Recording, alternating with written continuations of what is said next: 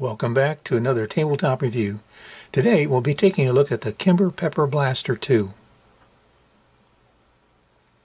Let's say you don't have a lot available to spend on a self-defense weapon. And let's say you're looking for something reliable but less lethal. The Kimber Pepper Blaster II may be your answer. Last year I picked up a couple of these Kimber Pepper Blaster IIs for my wife and daughter. My daughter wished she had a backup, less lethal defense weapon.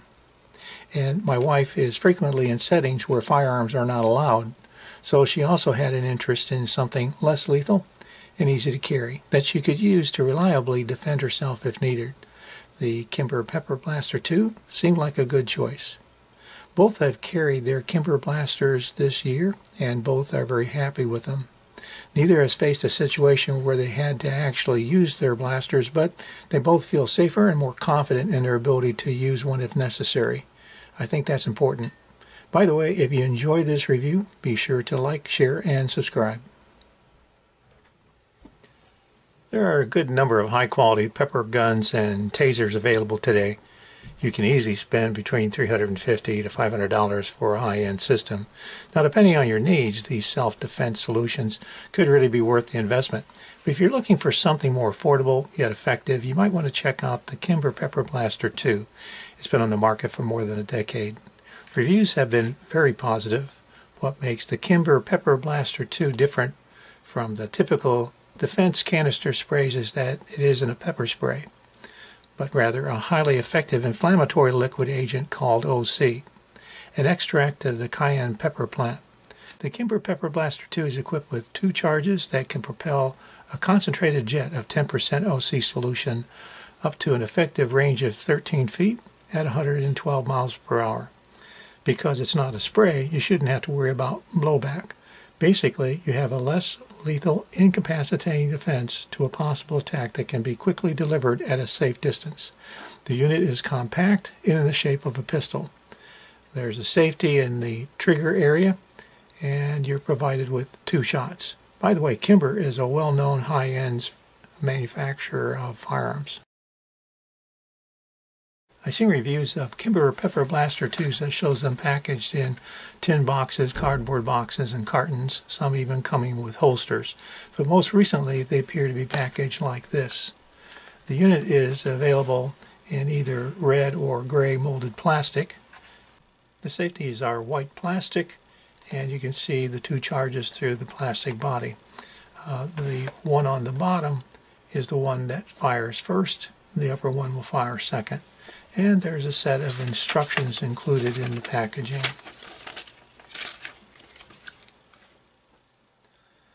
The Kimber Pepper Blaster II is designed to function like a conventional handgun. You have a see-through plastic body with ergonomic grip and trigger arrangement. The trigger pull is 6.6 pounds. I've heard that the second pull can be a little harder. The trigger is protected from accidental discharge by a white plastic swing-away trigger guard. Access to the trigger requires pushing the guard aside.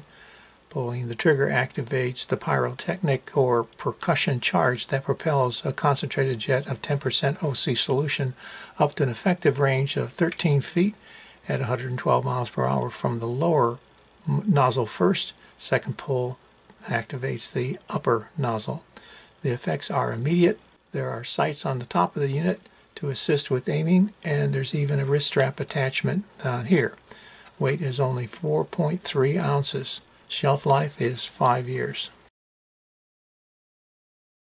The Kimber Pepper Blaster currently sells for about $40 and can be purchased on Amazon or eBay or at your local gun store. Now, I've got to say, I'm really leery of cheap products that fail to deliver on performance promises, and that goes even more so when your life depends on it.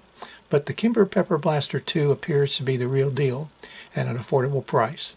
And remember that all these pepper guns and sprays have a shelf life that means you have to replace them every so many years regardless. You'll need to figure that into your real costs. Now, I should point out that while the Kimber Pepper Blaster is less lethal, it does come with some warnings since the discharge pressure is significant that could result in serious damage if shot at close range. Therefore, firing at under 2 feet distance is not recommended, and the range of more than 13 feet is also not recommended. Now usually at this point, you usually see me firing the guns I review here, but I thought this might be better. Kimber has a great promotional video for demonstrating the Pepper Blaster II. The link is provided above. I highly recommend you check out that video, but for now I'm just going to show a brief clip from that video so you can get an idea of how the Pepper Blaster II works. As you can see, it's pretty effective.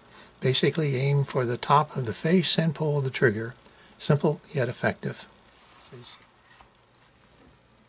By the way, you should know the spread of the shot increases dramatically for each foot of distance. 8 feet is probably the optimum range for the Kimber Pepper Blaster II, but although the droplets spread out quite a bit at 13 feet, about 1.5 to 2 foot radius, perhaps more, I've been told that they're still going to be effective. But I've also been told that to stop an attacker, you really need to hit them in the face with the spray. That's why you need to aim at the face. As for cons, from what I can see, the biggest con for the Kimber Pepper Blaster II is the range of between 2 and 13 feet. No doubt 13 feet may sound good, but some $20 can sprays have a range of about 20 feet and hold more than just 2 shots. Another con is indeed the limit of 2 shots. And you should know that state laws differ between states, and some have restrictions regarding the possession and use of defense sprays. Check your own state laws before you buy one. Most sprays can't be carried on a plane or transported out of the country. They're outlawed in Canada, for example. Also, while the cost of the blaster is fairly cheap, it can't be reloaded. If fired even once, the unit should be replaced for future safe carry. As for pros, the Kimber Pepper Blaster II is a less lethal answer to threats. The Pepper Blaster is quite small and very lightweight, shaped like a firearm, and its trigger activator is intuitive. The propellant is launched by a percussion charge, so you can't lose pressure over time. The projection is of a 10% OC solution, which is stronger than pepper spray. The device is lightweight and can be carried in a small conventional holster, such as an Uncle Mike's, in a variety of different ways. And there are also specific Pepper Blaster holsters available for $30 or less. Pepper spray guns can usually be bought at local gun stores or online stores like eBay or Amazon. Now, while other pepper spray guns may boast a range of 23 feet and even over 100 feet, there's a cost for that. The Kimber Pepper Blaster's 13 feet range still has its advantage in putting a stop to threats at a safe distance, but for an affordable cost. And the effectiveness of the jet of inflammatory agent to the skin, eyes, and mucous membranes is immediate. The result is a severe burning sensation, temporary blindness, coughing, and nausea with extreme discomfort. The targets will be marked with a red dye, and symptoms should last for 45 to 60 minutes. Also, the 5-year shelf life is better than most sprays. Now, before we end today's video, I'd like to remind you, if you haven't already, be sure to like, share, and subscribe down below, and thanks for watching. Now, I should also mention here that I'm a big believer in training. If you plan to carry even just pepper spray, you have a responsibility to be prepared. And to be prepared requires training and practice. And to be confident requires a knowledge of your defensive tools and how to use them to protect yourself and others. I agree with Kimber's recommendation that civilian users should attend a self-defense and/or pepper spray course taught by a qualified instructor. Information on such courses can be obtained from your local firearms dealers, shooting ranges, or police departments. Okay, so wrapping up, the Kimber Pepper Blaster II isn't perfect. It has its limitations, but so do most defense carry solutions. For the money, however, it's a pretty good choice.